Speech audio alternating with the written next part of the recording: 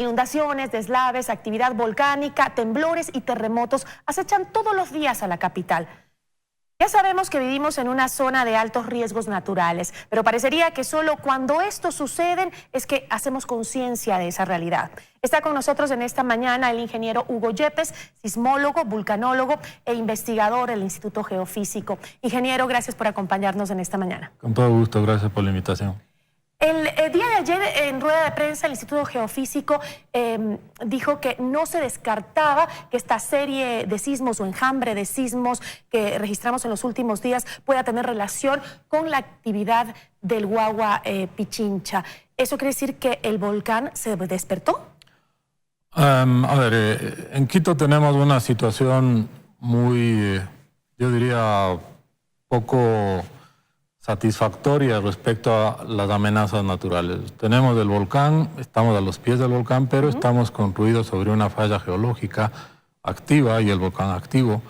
Y los dos están básicamente comprimiendo lo que es la parte larga de la ciudad, no todo el Quito metropolitano, pero la parte alta de la ciudad, el Quito de siempre. Entonces, entre los dos hay una interacción y tanto el uno como el otro pueden generar algún tipo de cambios, de anomalías, de disparo de esta energía que se va acumulando permanentemente en esta falla geológica, que es ahí donde se mueven los sismos, y que puede ser porque esta falla está en permanente compresión y se desestabiliza, se mueve, o porque el volcán le pone un poco más presión y la falla se desestabiliza y se mueve.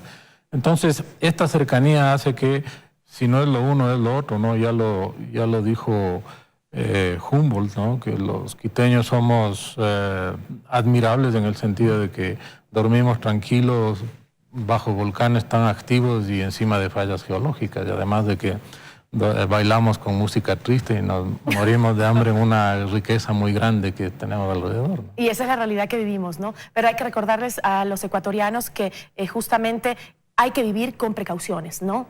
Podemos vivir en paz, tranquilos, sí, durmiendo, pero tomando las precauciones necesarias. ¿Se lo está haciendo? Sé que usted está ahora a cargo o asesorando al municipio en la parte de riesgos.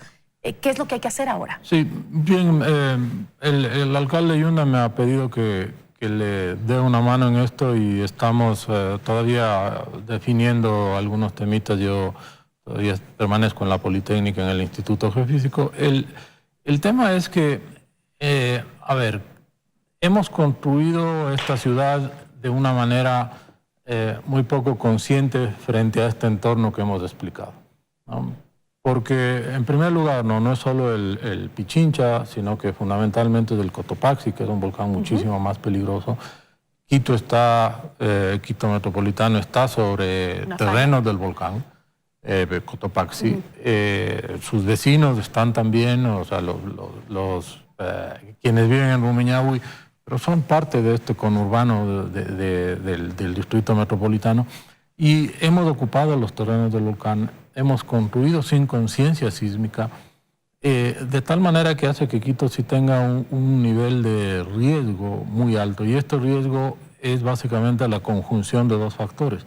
El peligro, es decir, que hay un temblor fuerte, un terremoto, que haya una erupción con lajares, que haya una erupción con cenizas, como el Pichincha.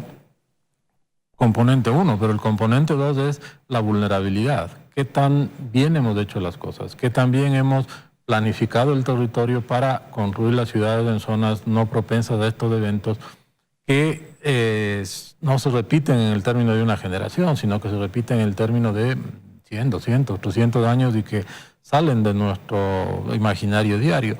Y por otro lado hemos construido una ciudad muy vulnerable que se la puede apreciar y se la puede ver desde una comparación.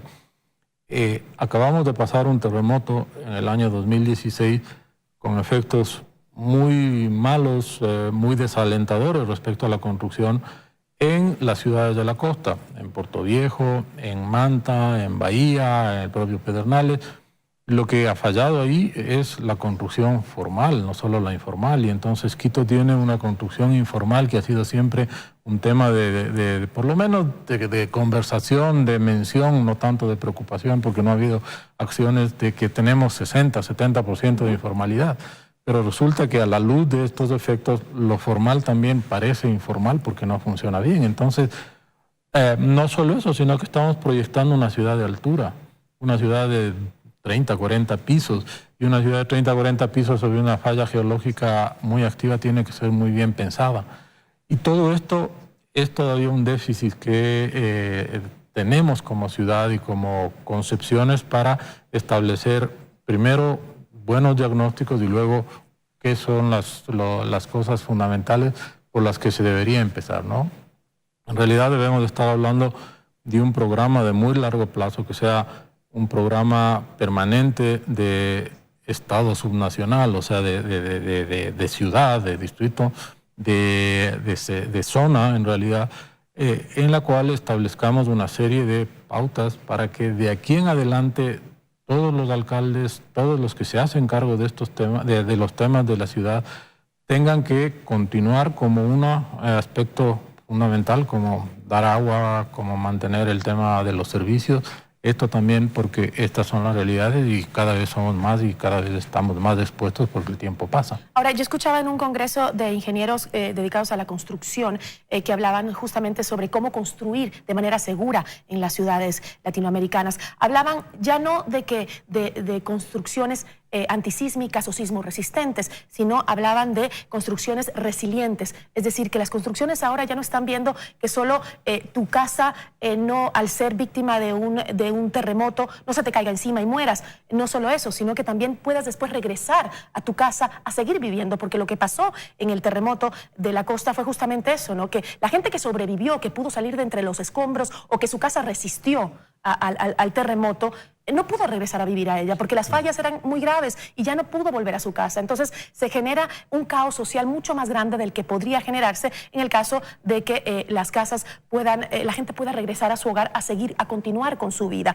Eso, si es que en Quito tenemos cerca del 70% de las construcciones ilegales o no construidas de manera adecuada, ¿cómo se puede lograr?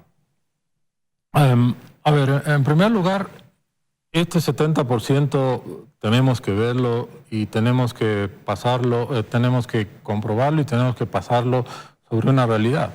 Que unos sismos afectan a unas casas en función de altura, otros que vienen de otro lado afectan a otro tipo de estructuras.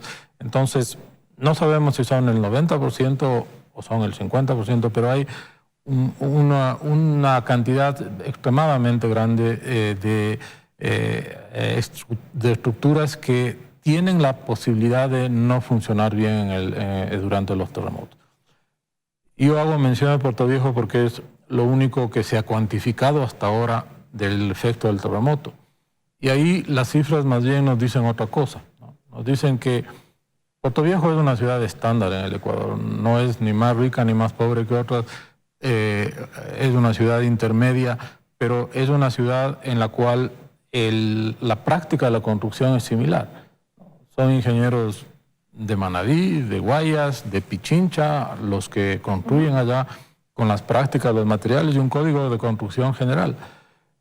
Los edificios de más de 5 o más pisos en Puerto Viejo tuvieron un daño, un colapso del 20%.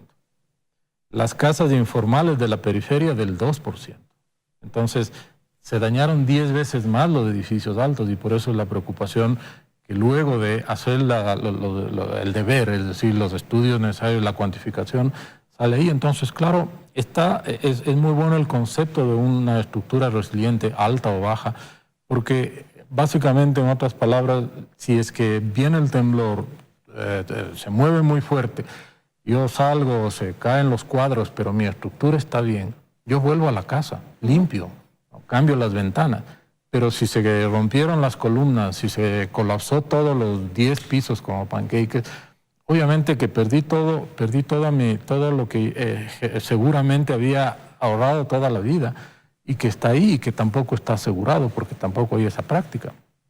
Entonces, Esas son realidades que tienen que todavía cuantificarse de mejor manera y que sobre todo tienen que pasar por un tema que a mí me parece que a nivel de la ingeniería civil y de los responsables de la construcción desde el sector privado, pero sobre todo o también conjuntamente quienes tienen responsabilidad sobre la vivienda, que es el Midubi, tienen que tener esta conciencia de que no solo es el código que va a hacer que haya construcciones mejores, sino que para el caso de Quito, ¿qué hacemos con los 900.000 predios que ya tenemos? ¿Qué hacemos? Yo pregunté primero, porque no hay la respuesta, ¿no? Es decir, si es que no empezamos este rato a decir, bueno, a ver, resulta que las casas de un piso de estas características de adobe o construidas en esta década son las más vulnerables. Empecemos por ahí reforzándolas, pero tengamos un diagnóstico, tengamos algún... ¿Esa será su propuesta en el municipio?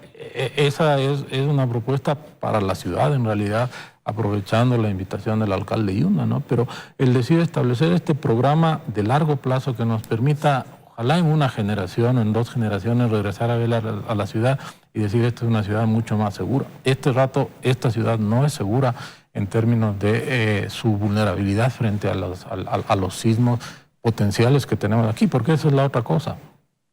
Son muy pocas las capitales del mundo y en general las ciudades del mundo que están construidas directamente sobre la falla geológica, ¿no? Unas están a 20, 30, 50 kilómetros. ¿Nosotros estamos construidos directamente sobre la falla geológica? Nuestro Quito tradicional de 2.850 metros de altura con el Pichincha al occidente y las colinas hacia el oriente, es básicamente el resultado de una falla inversa, ¿no? Que es que se está empujando todo, se está deformando todo, y a través de la falla de Quito, Quito sube, ¿no? Y va subiendo y ha ganado 400 metros sobre el nivel del Valle de los Chillos. Por eso bajamos a Sangolquí, por eso bajamos a Tumbaco, porque estamos descendiendo la falla, por eso bajamos a Calderón, para irnos a Loa, bajamos la rampa de la falla. Entonces, esto se va acumulando de manera permanente porque la placa de Nazca le empuja a la placa sudamericana resiste, y eso ha sucedido en los últimos millones de años a la velocidad que nos crecen las uñas. Entonces parece que no pasa nada, son 2, 5 centímetros, de los cuales se transfieren 5 milímetros a la falla de Quito. Pero si dejamos pasar 1000 años o dejamos pasar 500 años, que es la historia de la ciudad, ya tenemos una energía acumulada importante. Entonces, en la ecuación del riesgo, la amenaza está ahí y la vulnerabilidad la hemos construido 500 años. Y entonces es el momento... Es altísimo. Pero mucha gente dice, o se escucha siempre cuando suceden episodios como los que hemos vivido en los últimos días, esta serie de sismos, que eso es bueno porque la falla estaría desprendiendo energía, el que existan estos pequeños sismos acumulados y que estemos viviendo pues estos movimientos, hace que desfogue energía la gran falla y evite un posible terremoto más fuerte. ¿Eso es cierto o no es cierto? No es así, ¿no? Los terremotos que son peligrosos tienen magnitudes, por esta cercanía, de 5.5 para arriba, de 5.3 ya producen daños como el del 2014. Entonces, para tener una liberación de una energía de 6, que sería un terremoto mediano, pero ya con consecuencias importantes para la ciudad, deberíamos tener unos 30.000 de los terremotos de magnitud entre 2 y 3, que fueron los que sentimos el martes pasado. Entonces, estos no son nada más que pequeños recordatorios que esto es una falla activa y que ese movimiento puede estar disparado por la propia falla o por presiones de un volcán activo que está generando un pequeño movimiento interno. Hay unos fluidos que están alterando el pequeño y muy sutil equilibrio que hay en esa falla geológica. Entonces, el que sintamos estos sismos no nos libera la energía. Para que se libere la energía en un segmento de falla necesitamos un terremoto 7-8 como el del 2016, y ahora ya podemos hablar de eso y con ese tipo de efectos, ¿no? Mientras tanto, son nada más recordatorios de que aquí hay acumulación de energía, hay deformación y hay la posibilidad de tener este tipo de eventos de manera periódica. Ahora, con ese nivel de riesgo en el que vivimos y con esa vulnerabilidad en la que estamos, ¿cuáles serían las acciones inminentes que tenemos que tomar como ciudadanos y como autoridades también? O sea, hacer una campaña permanente, el saber cuáles son nuestros sitios seguros. Creo que nos olvidamos mucho de esto cuando el tiempo pasa. Usted dice, pasa el tiempo, pero seguimos viviendo en esta zona de riesgo. Sí. Bueno, lastimosamente ha habido un enfoque hacia lo que son preparativos de respuesta, ¿no? Lo que acaba de mencionar, ¿no? Hacia dónde vamos, cuál es un sitio seguro. Pero si es que la casa se cayó, llegamos al sitio seguro, igual nuestros medios de vida se perdieron, nuestros ahorros se perdieron. Y eventualmente y posiblemente alguien que conozcamos también perdió la vida ahí. Y es precisamente eso es lo que tenemos que hacer, ¿no? Empezar a definir si es que estas estructuras en las que vivimos son buenas o malas. Y entonces hay dos visiones, una futura, entonces vamos a hacer ya edificios de 40 pisos que estén bien hechos, que tengan estándares internacionales, no nacionales, que lo que se haga de 1 o 2 pisos también esté bien hecho. Pero ¿qué hacemos con lo anterior? Entonces tenemos dos mundos diferentes en realidad. Y claro, ¿qué es lo que también nos muestra el terremoto, ¿no? Y que esa es la preocupación central y mayor, ¿no? Toda la línea, toda la cadena de la industria de la construcción tiene problemas, tiene falencias, ¿no? Los materiales de la construcción fueron en parte, una parte específica responsable de los daños. Estamos seguros que tenemos la arena buena para construir, ¿no? Estamos seguros que el hierro es de la buena calidad o después que todo el hierro estuvo puesto, que no fue solo la mitad del hierro, que fue agua sin grasa o sin contaminantes, sin... En la administración anterior se planteó justo luego del terremoto hacer un comité o organizar escuadras que vayan controlando las casas, haciendo investigación en cada una de las casas. Eso nunca se hizo, se dejó así, pero me parecía que era una buena idea para lo que usted dice, ¿no? El poder tener gente, cuadrillas de ingenieros que vayan...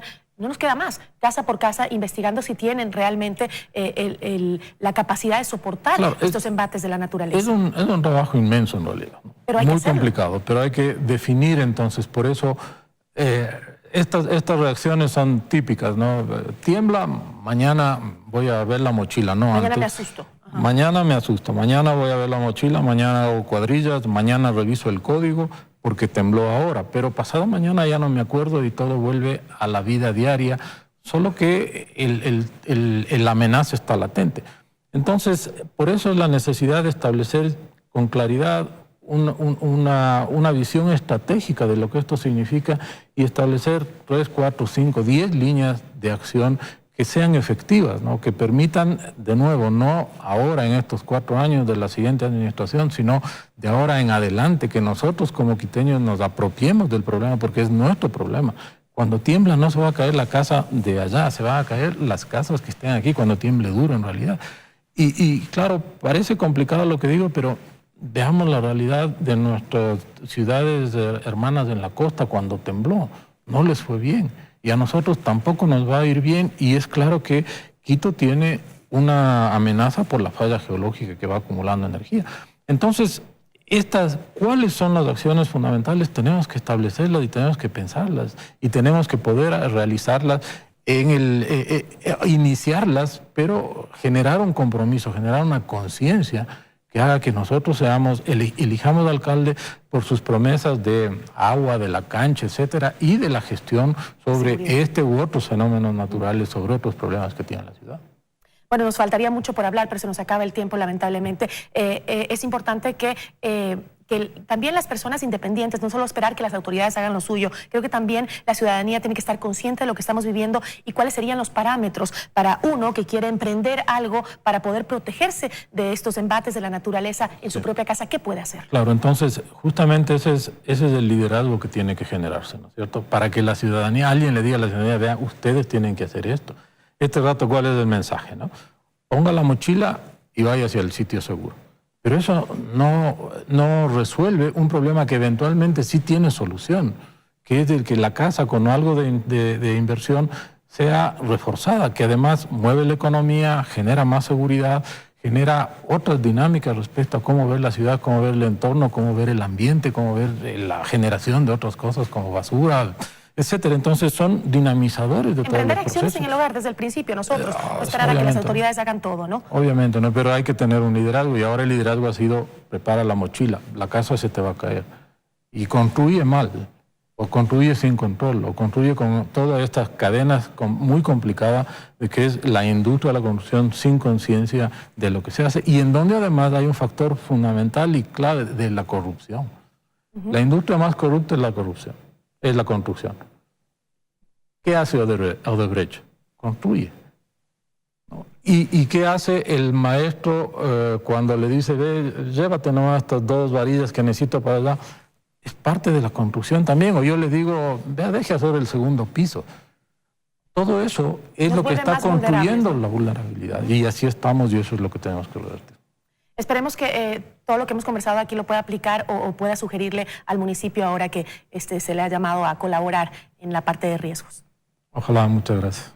Sí va a aceptar, ¿no?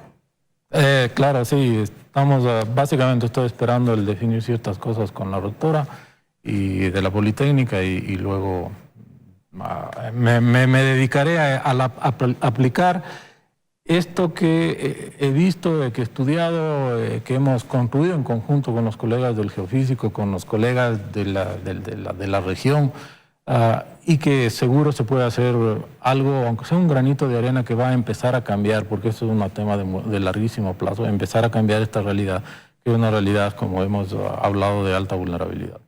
Bueno, nosotros estaremos ahí para ayudar a difundir justamente estas precauciones que debemos tener y el apoyo que se le debe dar al trabajo por mejorar la seguridad ante los riesgos que vivimos en la ciudad y a los ciudadanos también a colaborar y a ponernos atentos y no olvidarnos que vivimos en esta zona tan vulnerable del país y del mundo, ¿no? Llenos de riesgos naturales.